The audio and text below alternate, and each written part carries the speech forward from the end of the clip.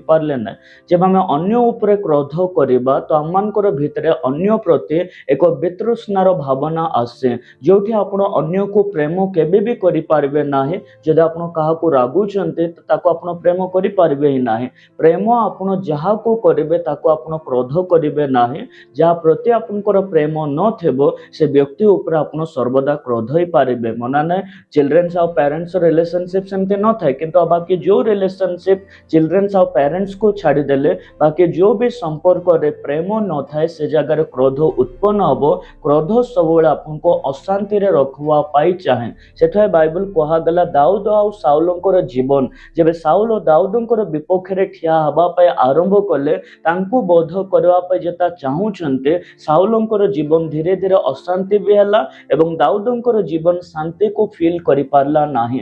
तो शांति को जो जगह आपण अनुभव करिवे नाही से जगह आपण निहाते डिप्रेशन देखि पारिबे। जो जगह शांति थेबो से जगह क्रोध राजत्व करि पारिबो नाही। जो जगह प्रेम थेबो से जगह कौनसी क्रोध राजत्व करि पारिबो नाही। तो जेबे साउल जेता दाऊदंकर विपक्ष रे ठिया हबा पाई लागले तो दाऊदंकर लाइफ भी मिजरेबल थिला काहेना दाऊद भी याडे लुचुछंते सेठी लुचुथिले सेठी गुटे पर गुटे अंचल गुटे पर गुटे एरिया।